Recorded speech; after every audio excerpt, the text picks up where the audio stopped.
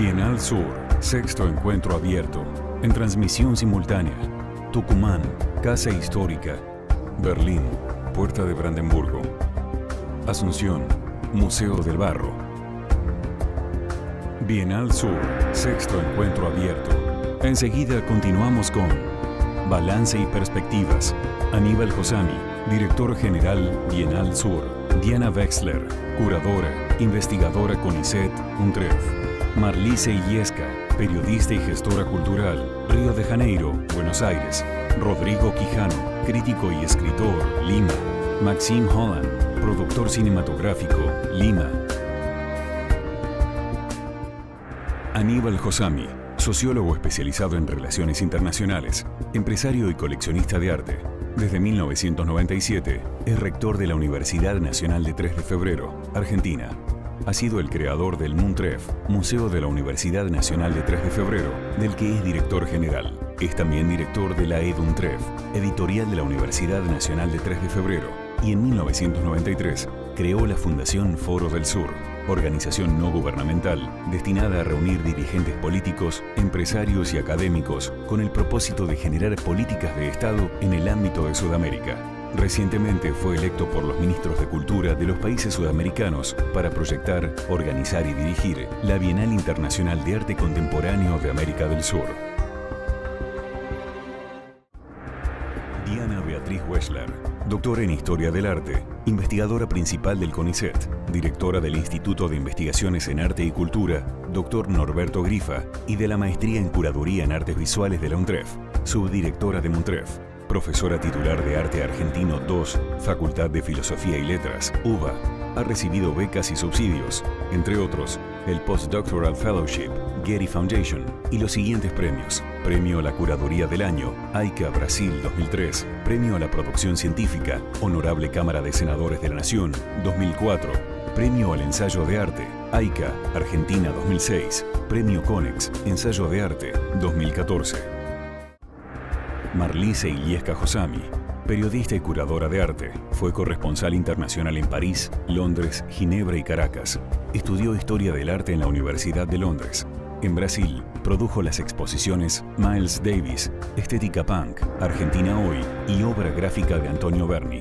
Fue curadora de Arte Américas, exhibición que reunió artistas de 63 países.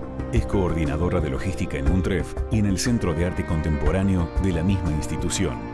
Es miembro del Comité Directivo de la Fundación Reina Sofía, del Comité Internacional del Centro Pompidou y del grupo Vivre en Colère de la Fundación Cartier.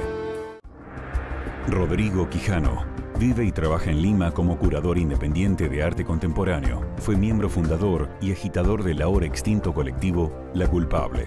Actualmente es codirector de su reencarnación incompleta, el ex espacio La Culpable. Publicó 2 libros de poemas y sus textos críticos han sido incluidos en publicaciones varias. Es miembro del comité editorial de la revista de arte y literatura Hueso Húmero. Maxime Holland nació en el Reino Unido y pasó la mayor parte de su infancia entre Perú y Australia. Es curador autodidacta, productor y empresario cultural. En 2013 creó Hawapi, una organización artística independiente que cada año invita a un grupo de artistas locales e internacionales a un lugar remoto y desafiante para producir intervenciones públicas que se centran en los aspectos sociales, políticos y ambientales de la zona.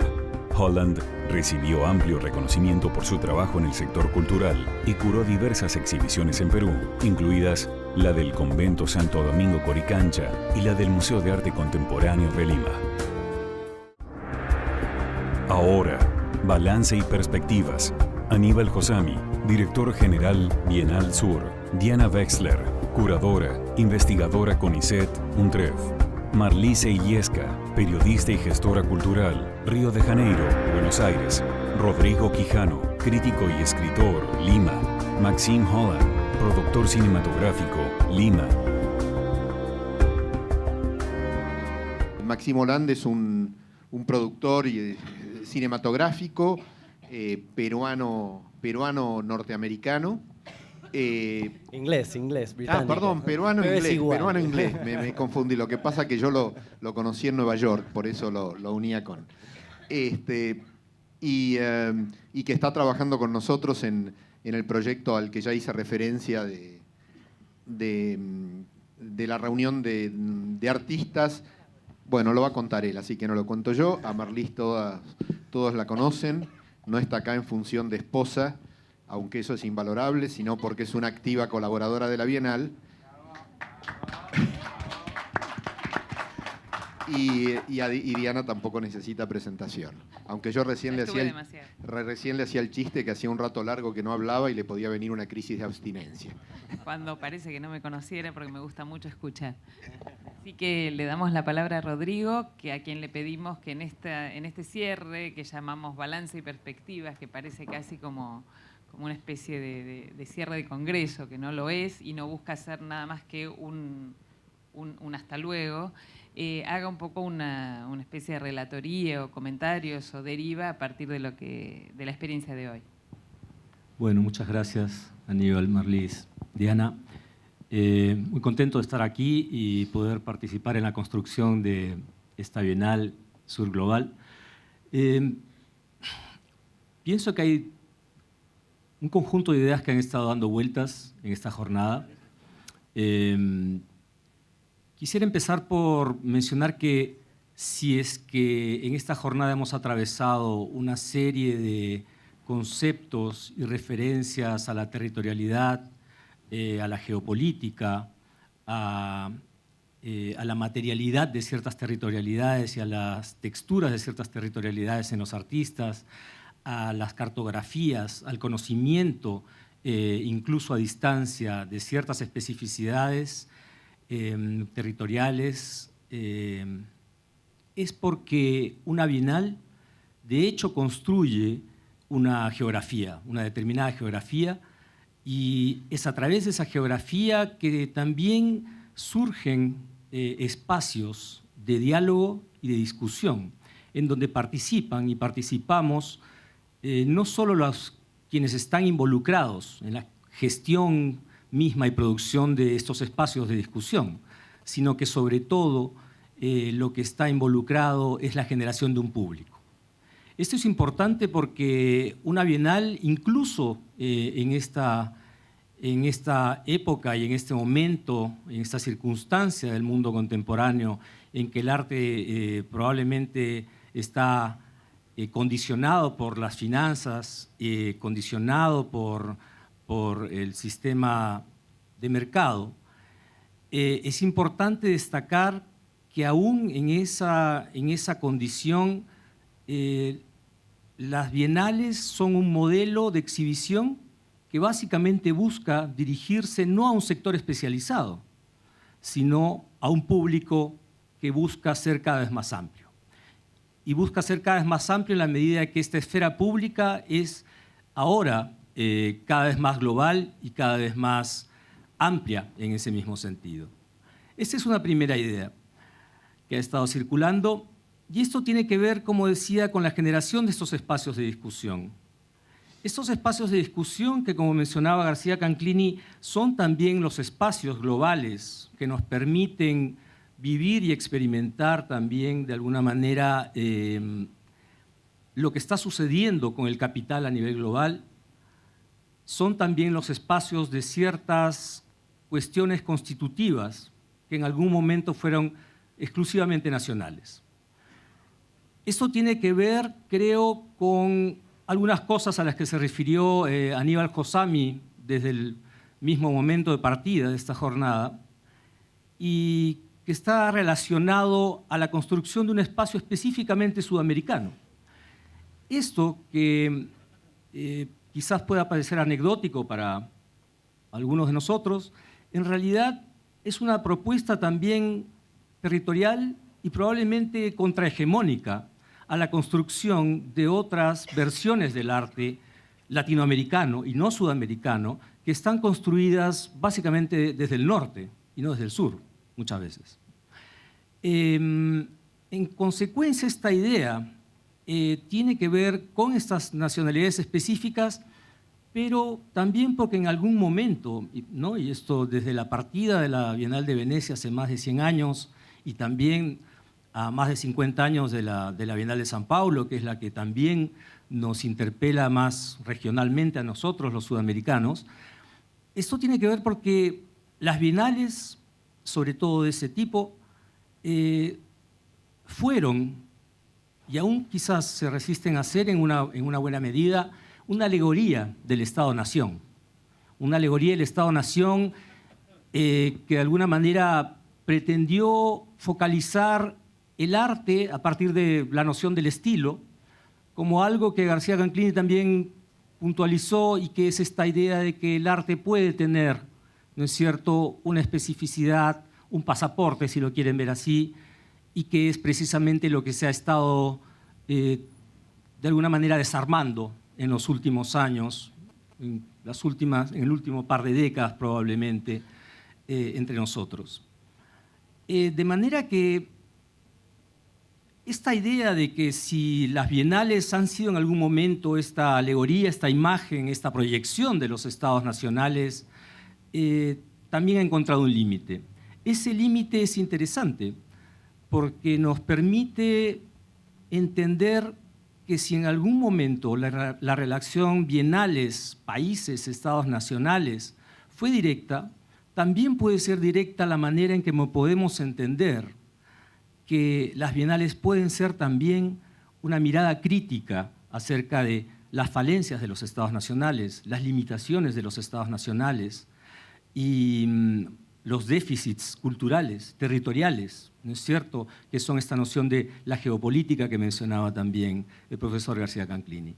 Esto es interesante y creo que no es una coincidencia que en esta mesa hayamos coincidido dos perucas o peruanos, porque de alguna manera creo que, y como verán más adelante cuando Máxim presente su formidable proyecto, tiene que ver también con ciertas orfandades institucionales. Y lo digo en este caso con una experiencia personal, compartida con Máxim también, de que en algunos de nuestros países estas orfandades institucionales tienen que ver con una ausencia justamente de esta cosa pública, de este interés, y que creo que por eso decía, no es una coincidencia que dos productores o curadores independientes hayan coincidido en esta mesa, justamente porque las bienales son lo contrario a esa orfandad institucional. Porque si algo caracteriza nuevamente, repito, a una bienal es la vinculación directa con un público y con lo público, aún así las gestiones puedan ser privadas. Es lo público lo que está nuevamente sobre, ¿no es cierto?, lo público, lo intercultural, lo transnacional también, ¿no es cierto?, lo transterritorial que está en esa medida en expresión. Eso me parece sumamente importante en la forma en cómo se está gestionando, produciendo y construyendo esta bienal, y Sur Global precisamente interpela todas estas instancias que estoy tratando apretadamente de resumir en estos minutos, y que creo que veremos en el curso de esta mesa, en el debate, cómo estas instancias son las aristas que le dan, que de alguna manera recogen con legitimidad una serie de temas que han estado durante toda esta jornada, que van desde el desplazamiento geográfico, desde el desplazamiento masivo de personas, ¿no es cierto?, esto que tiene que ver con las nuevas maneras de vivir las globalizaciones, el poder globalizado, las nuevas maneras de funcionamiento del capital, esta acumulación por desposesión, como han conceptualizado algunos teóricos, que es la que provoca que también no solo las personas se vean afectadas y deban migrar y desplazarse y ser rechazadas continuamente y pelear por su propia integración, estas son las condiciones y las aristas que precisamente están buscando provocar un sentido reflexivo, crítico, en alguna medida contrahegemónico de lo que hemos conocido hasta ahora como bienales también. En esa medida esta es una bienal absolutamente sui generis, es absolutamente novedosa para mí en ese aspecto y creo que tiene todo por aportarnos en esta construcción. De hecho, no es usual que, que este modelo de exhibición, que es la Bienal, en general se construya de manera, si quieren, tan horizontal. Por lo general las decisiones se toman verticalmente y luego se explican a través de un documento. No, lo que estamos generando acá me parece, y probablemente lo discutamos ahora, lo que estamos tratando de generar desde estas mesas de discusión es precisamente lo contrario, generar una horizontalidad que nos permita, igual que el territorio, movernos de un lado a otro sin las barreras que usualmente este tipo de modelos de exhibición han tenido o suelen tener. No sé si llego a sintetizar en estos breves comentarios todo lo que hemos tenido la oportunidad de ver. Yo quisiera dejarlo ahí ahora, quizás conversar con ustedes en un rato más y pasarle, en fin, la posta a Maxim, que nos va a hablar de su proyecto en las fronteras entre Chile Lo que y vendría Perú. a ser las perspectivas. Bueno, muchas gracias, Rodrigo.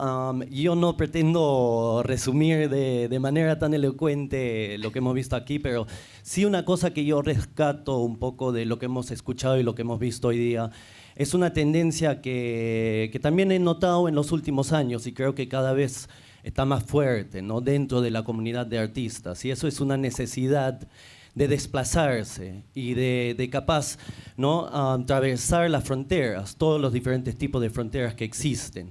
Y es una tendencia que yo creo que existe en todo el mundo, pero está especialmente marcado aquí en Latinoamérica, ¿no? Y bueno, podríamos entrar en detalle sobre por qué se está dando eso aquí específicamente, pero antes de eso yo lo que quisiera hacer es mostrarles un poco, hablarles un poco del proyecto que yo vengo realizando hace 4 años y que Aníbal, ¿no?, y todo el equipo de Bienal Sur gentilmente me han invitado a que forme parte del Bienal, ¿no? Entonces nada, a ver si tenemos las imágenes. Entonces, el proyecto se llama Hawapi, que significa fuera en el idioma quechua, y bueno, consiste en básicamente 3 etapas, ¿no?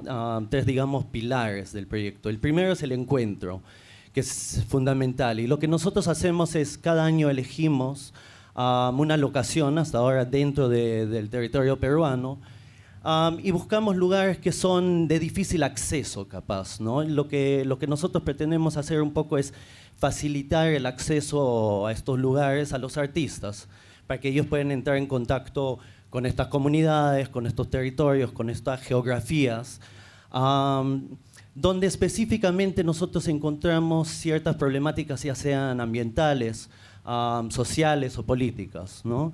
Entonces, después de varios viajes de investigación al lugar, lo que hacemos es nos instalamos ahí durante aproximadamente una semana, 10 días, promedio de 15 artistas, ha sido así cada año. Y en el lugar los artistas empiezan a desarrollar proyectos en el espacio público, ¿no? Entonces, a ver si me permiten un segundo. ¿Y esto? ¿A dónde apunto esto? Allá. Uy, ahí está. Uy, saltamos para atrás. Nada. A ver. O está al revés, sí. Ahí vamos. Entonces, digamos, la segunda etapa del proyecto es una exposición, que nosotros un poco tratamos de llevar los resultados en forma de obra que realizan los artistas a partir de sus experiencias en el lugar a Lima, ¿no? Un poco volver al lugar que habitamos, pero también el lugar donde se discute estos temas, ¿no? Pero donde capaz la información que llega no es la misma o las perspectivas que llegan no son las mismas que pueden aportar los artistas. Entonces, cada año hemos hecho una exposición. La exposición también ha tenido la suerte de viajar un poco. Se ha mostrado 2 veces en Cusco y también hemos ido a México al Museo Belver Jiménez ahí. Y bueno, y la última etapa, digamos, del proyecto es una publicación, ¿no?, que lo hemos hecho los últimos 2 años, no se realizó los primeros 2 años del proyecto, pero y esto es una manera más de que el proyecto viaje, ¿no? Si bien la exposición, los recursos financieros para poder llevar las obras a otros países no se ha podido hasta ahora, nos ha dado la oportunidad del libro de que eso pase y de que mucha más gente lo conozca, ¿no? Y el libro un poco reúne las experiencias de cada uno de los artistas, tiene registro fotográfico o en otro caso de dibujo de lo que ocurrió en el lugar, ¿no? Entonces nada, para este año hemos elegido, bueno, estos son los lugares donde se han hecho hasta el día de hoy. En Cerro de Pasco en el 2012, en un nevado muy cerca a Lima, geográficamente, pero conceptualmente muy lejos de la capital, que se llama Parriacaca. Después Pisco en el 2013 y el año pasado en un pueblo de mineros informales en la Amazonía Sur de Perú, que se llama Huaypetue. Y bueno, este año la locación que hemos elegido, la primera versión, digamos, internacional capaz del proyecto Hawapi, es un pequeño pedazo de tierra que se llama el Triángulo Terrestre, que se encuentra en la frontera entre Perú y Chile. Capaz hayan escuchado un poco en las noticias sobre este lugar, pero les voy a ir explicando de qué consiste. Entonces, es ese puntito rojo que ustedes pueden ver, donde la frontera terrestre de Perú y Chile llega a la costa, ¿no? Y hace un par de años, ¿no? Fue una noticia importante, pero Perú llevó a Chile al Corte de la Haya para resolver una disputa marina sobre la frontera marítima que existía hace ya mucho tiempo, ¿no? Y se llegó a una resolución, pero de alguna manera eso trajo a la luz esta otra disputa, mucho más pequeña, menos significante, digamos, en términos comerciales y territoriales, pero que, sin embargo, tiene una importancia simbólica para ambos países, ¿no? Y ese puntito rojo, si nos vamos acercando, es esto. Y es un pequeño triángulo que es formado por líneas imaginarias, porque la frontera, o sea, las fronteras en general son líneas imaginarias, pero particularmente en la costa peruana chilena, que es un desierto, donde no hay mucha geografía que genera fronteras físicas, digamos, ¿no? Y estas tres líneas están formadas por la costa, por una continuación imaginaria, digamos, de la frontera existente, establecida, y una línea equilateral al Ecuador, ¿no? Y es este pequeño pedazo de tierra que está actualmente, ¿no? Los chilenos dicen que es suyo, los peruanos dicen que es suyo, y termina siendo un tierra un poco de nadie, ¿no? Para que tengan una referencia del tamaño que tiene el triángulo, hice esta composición de imágenes. Eso es la Plaza de la Independencia aquí. Entonces, como pueden ver, es bastante chiquito, ¿no? O sea, no es un espacio muy grande. Tiene unos 320 metros por un lado, 200 por el otro y 250 por el otro. Sin embargo, o sea, es un espacio que dentro del imaginario de la sociedad peruana y de la sociedad chilena, yo creo que es mucho más grande. Entonces, lo primero que uno aprende al ir a un lugar como este, al habitar ese espacio, acercarse a ese espacio, es darse cuenta lo pequeño que es, ¿no? Porque yo creo que, ¿no?, las fronteras que son tan alejadas de justamente las capitales, de los centros donde se generan ¿no?, nuestras maneras de concebir el país, muchas veces no los entendemos como espacios físicos y toman una importancia mucho más grande de lo que pueden tener en el lugar, ¿no? Una cosa que yo siento, ¿no?, pensando en lo que es la frontera justamente, lo que me he dado cuenta es que sí, si bien solemos pensar en las fronteras como estas líneas que nos dividen, también son las líneas que nos unen de alguna manera. Y si tú viajas a zonas fronterizas, encuentras que la gente en esas zonas están mucho más unidas, ¿no? Son más permeables, o sea, hay un flujo entre un país y el otro mucho mayor a lo que encontramos cuando son diálogos entre capital y capital o ciudades grandes con otras ciudades grandes, ¿no?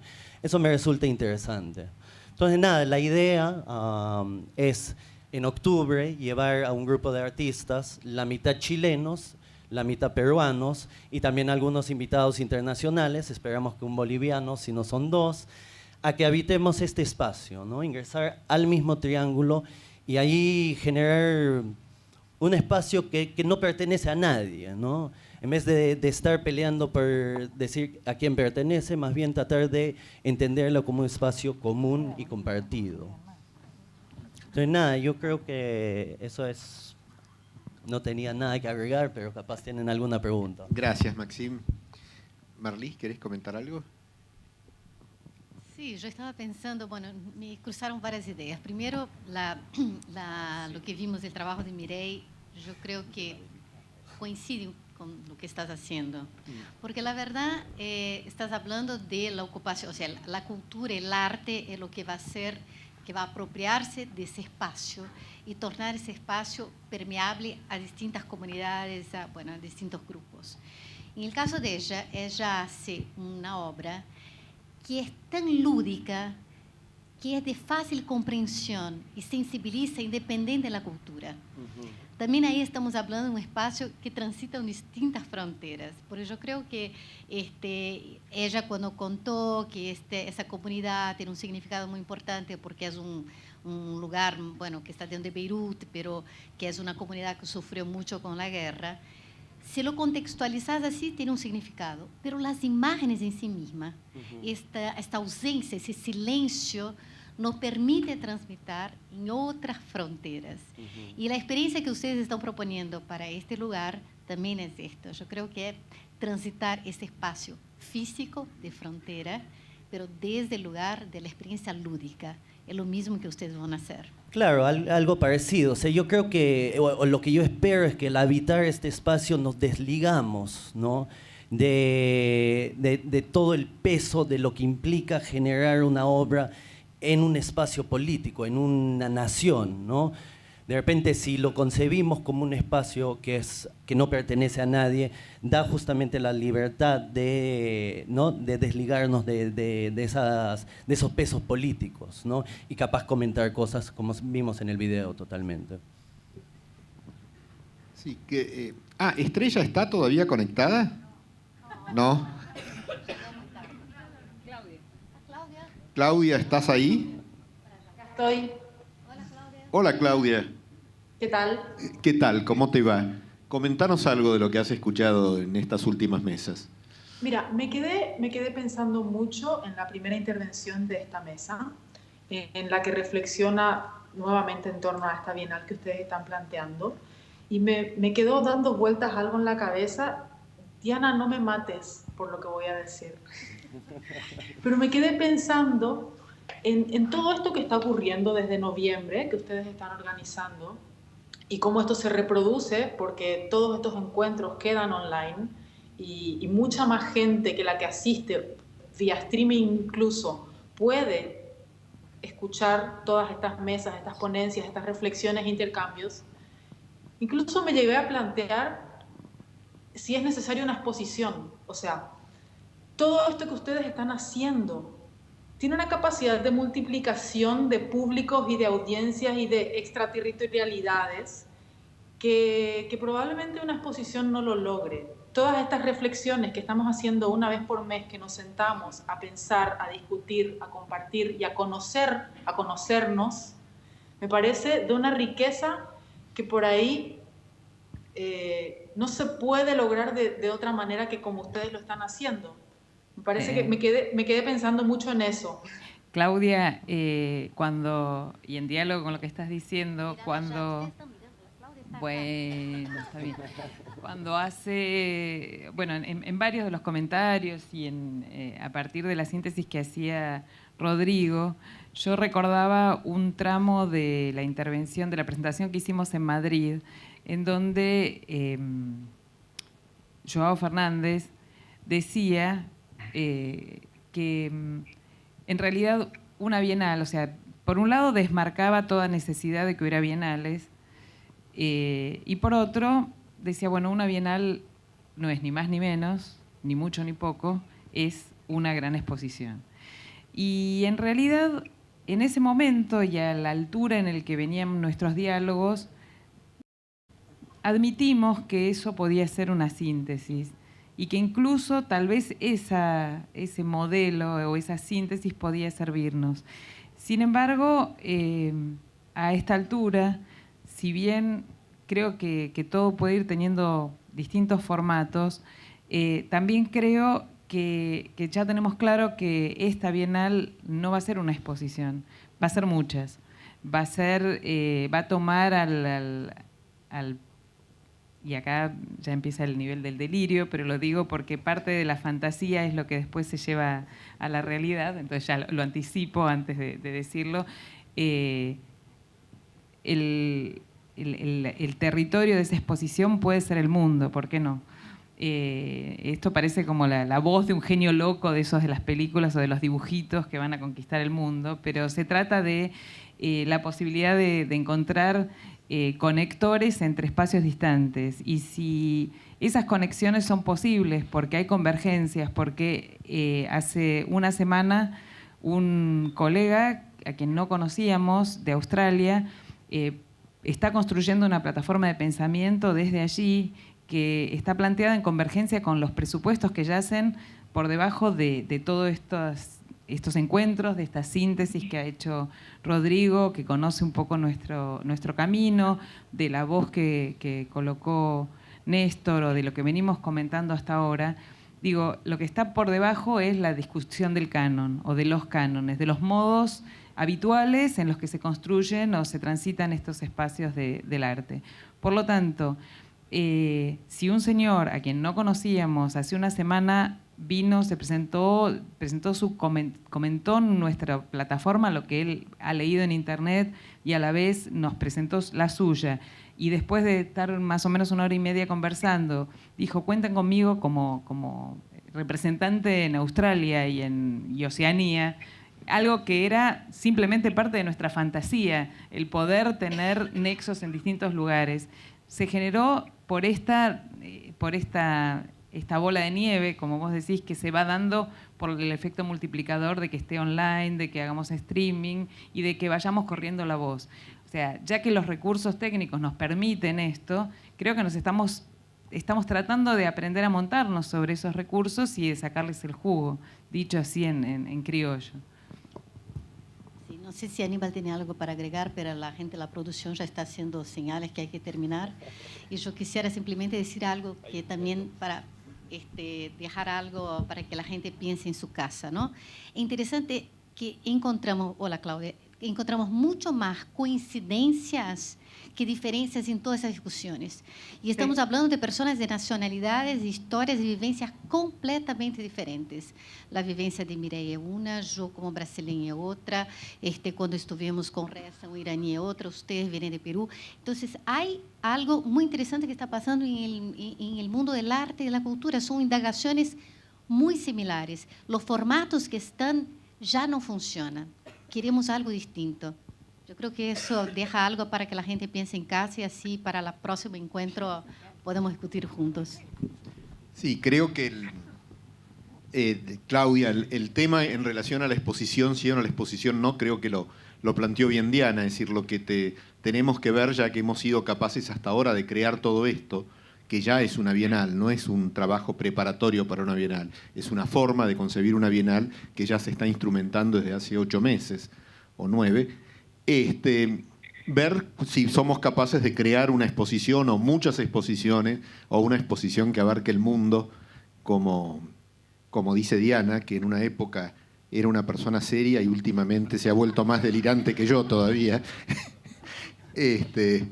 Pero es el desafío de hacer eso. Y en relación a lo que decía Rodrigo, él expresó con otras palabras algo que nosotros decíamos, de que no se podía hacer una bienal con un curador. Yo siempre digo que nadie puede acusarme de estar contra los curadores, porque si te convoqué para que viniera a trabajar a la universidad a la persona que más respeto como curadora en la Argentina, para que hiciera un máster de curaduría.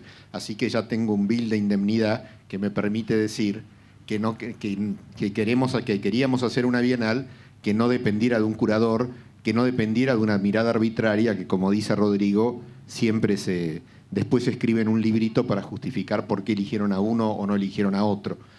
Y que la única forma de limitar la arbitrariedad de la mirada es multiplicando las miradas porque todas tienden a ser arbitrarias, pero sí son muchas y surgen y si las miradas surgen de discusiones como las que venimos haciendo, son diferentes. Y en relación a lo que planteó Maxime, se darán cuenta que con todo esto que nosotros veníamos diciendo, de lo que creíamos las utilidades, en el buen sentido de la palabra, que tienen el arte y la cultura como forma de paliar las desigualdades sociales y de acercar a los pueblos, comprenderán por qué cuando me enteré que había un señor que tenía este proyecto, dije, me tengo que encontrar inmediatamente con él y lo tengo que incorporar a la idea de la Bienal, porque evidentemente sin conocernos, su pensamiento coincide totalmente con lo que nosotros queremos hacer. A mí solo me resta agradecerles y le paso el micrófono a Diana para que dé por terminado esta 6ª jornada de la Bienal Sur. Nada, solo decir también, sumar al muchas gracias a esto, es simplemente un hasta luego, y a seguir pensando juntos, a seguir, me preguntaban aquí cómo sigue esto, y sigue simplemente entrando en la página www.bienalunasur2017.org, y a seguir interactuando y seguir pensando juntos. Creo que en este nivel de inestabilidad, de fragilidad en el que venimos transitando, que es la fragilidad del no fijar formatos, es quizás el lugar en el que nos podemos sentir más cómodos para trabajar y charlar horizontalmente, como había identificado Rodrigo. No, una aclaración, porque justamente Diana hizo referencia a lo de la Bienal UNASUR. Esta Bienal empezó como un proyecto de la UNASUR, posteriormente por todas las distintas situaciones políticas que se repitieron en distintos países de América del Sur, coincidimos con el secretario general de la UNASUR y con ministros de cultura de distintos países que había que llamarla Bienal Internacional de Arte Contemporáneo de América del Sur. La UNASUR sigue estando presente como uno de los auspiciantes de este proyecto, pero esto excede, digamos, los marcos meramente organizativos de la UNASUR, sino que es una bienal que intenta ser de toda América del Sur y que es un proyecto que es político, pero que está alejado de los avatares de la política. Es un proyecto que es político en el mejor sentido de la palabra, de mirar hacia el futuro, de hacer algo que quede, que permanezca y que sea bueno para nuestros pueblos. Por eso, si entran a la página web que dijo Diana, encuentran la página de la Bienal, y si entran y si en vez de eso escriben Bienal Internacional de Arte Contemporáneo de América del Sur, también los remite a la misma página. Gracias a todos. Gracias, y seguimos el 28 de junio en Buenos Aires.